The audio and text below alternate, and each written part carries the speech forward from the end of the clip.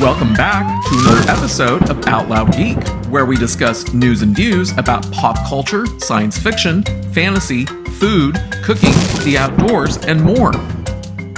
It's time for another episode of Who Will Be the Biggest Flop? And last week's 4 contestants are definitely duking it out to win the highly coveted title. But there's even a 5th contestant who didn't participate last week. So today's episode will look at all 5.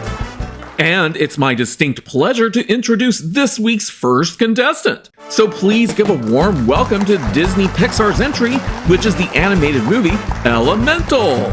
Amazingly, Elemental actually had a rather strong week at the box office, coming in at 2nd place domestically behind Spider-Man Across the Spider-Verse, which, since it broke even weeks ago, could not be considered by Who Will Be the Biggest Flop. So after having only earned a pathetic $29.5 million during its domestic opening weekend, Elemental earned another $18.5 million at the domestic box office, which was only a 37.63% drop from its opening weekend. But over the course of the week, the movie also earned another $17.4 million to bring its current domestic box office total to $65.5 million, which means that Elemental didn't have a weekly drop in box office, it had a weekly increase of 121.3%. In other words, domestically, the movie earned more this week than it did during its opening weekend. And that also appears to be the case internationally, which saw the movie earn another $40.6 million, which is a 170.7% weekly box office increase over opening weekend, to bring its international total up to $55.6 million. So the movie's current global box office increased by an amount of $76.5 million, which is a 71.5% weekly increase instead of a weekly drop, to bring its current global gross box office total up to $121.1 million. Now, just because Elemental earned a lot more this week than it did during its opening weekend, does not mean that it's going to continue happening. But it is also not uncommon for a Pixar movie to have something like this happen. So next weekend's box office earnings will more than likely be lower than this weekend's, and to project where the movie's final global box office may go, I used the overall average Pixar weekly drop in box office and overall standard deviation, yielding the following range of values: $246 million at the low end, $314 million at the mid-range, and $445 million at the upper end. And while that's higher than the range that I projected last week, it's still well below the movie's estimated break-even point. Given that the movie's production budget is $200 million, I will multiply that by 2.5 to estimate its break-even point at around $500 million, to account for the 50% of gross ticket sales that movie theaters keep for themselves, as well as the additional costs of marketing the movie and other miscellaneous costs that the studio pays above and beyond the production budget. So just because Elemental had one strong weekend to lift its box office up higher than I had previously projected, it still has a very strong likelihood of flopping by as much as $55 million to $254 million, which, if we divide by 2, that would work out to a loss for Disney Pixar of around $27.5 million to $127 million. For now, that puts Elemental into this week's first place slot to being Who Will Be the Biggest Flop, but we still have a lot more contestants to evaluate. So now let's have a warm welcome for our second contestant, brought to us by Warner Bros. Discovery and DC Studios. The superhero movie entitled The Flash, starring everyone's favorite wackadoodle actor, Ezra Miller. Unlike Elemental, which may not want to win the coveted biggest flop title, The Flash did something rather remarkable for its second weekend at the box office. Not only did it come in 3rd place at this weekend's domestic box office, its measly $15.3 million in earnings were a 72.3% drop from its opening weekend. And that's the biggest second weekend drop in domestic box office percentage for all DCEU movies. So let's all give one more round of applause for The Flash for proving its commitment to earning the coveted biggest flop title. At the present time, the domestic gross box office earned by The Flash is only $87.6 million, so it hasn't even crossed the $100 million threshold domestically. Internationally, The Flash earned another $48.3 million, which was a 35.6% drop in its weekly earnings over last weekend, for a current international total of $123.3 million. Globally, the movie earned another $80.8 million, which was a 37.86% drop from its global opening weekend, for a current global gross box office total of $210.9 million. The movie's current domestic share is sitting at 41.6%, which is only slightly lower than last weekend's 42.4%, and is still less than one standard deviation away from the current overall DCEU average domestic share of 39.02%. To project where the movie's final global gross box office may go, I used the current weekly drop in global box office of 37.86%, and one standard deviation on either side of that based on the overall standard deviation for the previous 12 DCEU movies, which yielded the following possible range of final global gross box office numbers for the movie of $294 million, $344 million, and $435 million.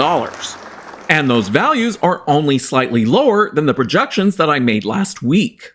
Having estimated the movie's break-even point range to be somewhere between $550 million to $660 million, whose values are derived by multiplying the movie's production budget of $220 million by 2.5 and 3.0 respectively, the current range of potential gross box office loss for the movie is between $115 million to $366 million. If we divide both values by 2 to represent how much money the studio will lose, Warner Bros. Discovery and DC Studios are looking at a potential loss from the movie of anywhere between $57.5 million to $183 million, which means that The Flash retains its first place position from last week to keep it in the running to earn the coveted title of Biggest Flop. So congratulations to The Flash.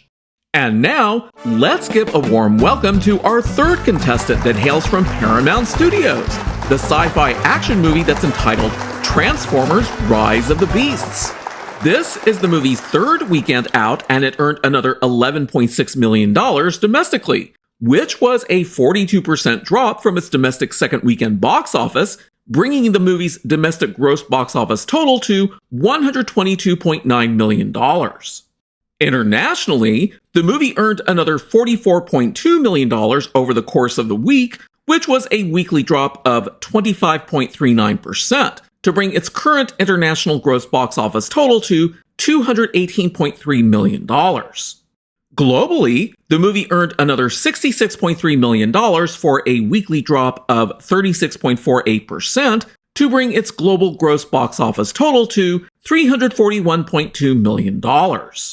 Using the movie's current average in global weekly box office drops, and one standard deviation above and below that based on the performance of the 6 previous Transformers movies, yields a range of projected final global gross box office revenue for Transformers: Rise of the Beasts of $419 million, $451 million, and $502 million, which is a slightly lower and narrower range than what I had projected last week. With a production budget of $200 million, we'll multiply that by 2.5 and 3.0 to yield a range of estimated break-even points of $500 million to $600 million. So the probability that Transformers: Rise of the Beasts will be able to break even has dropped since last week, but since there's still a very narrow chance, the movie's potential range of gross global box office loss ranges anywhere from 0 to $181 million.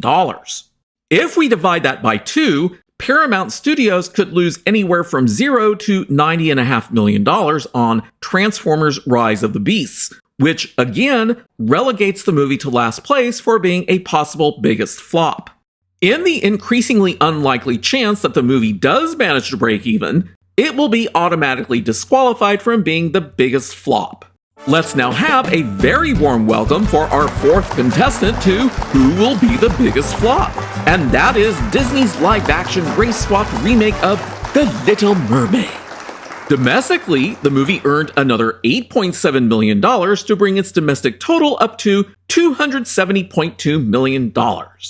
Internationally, the movie earned another $16.7 million to bring its international total up to $229.1 million. So globally, the movie earned another $33.4 million over the course of the week to bring its current global gross box office total up to $499.3 million.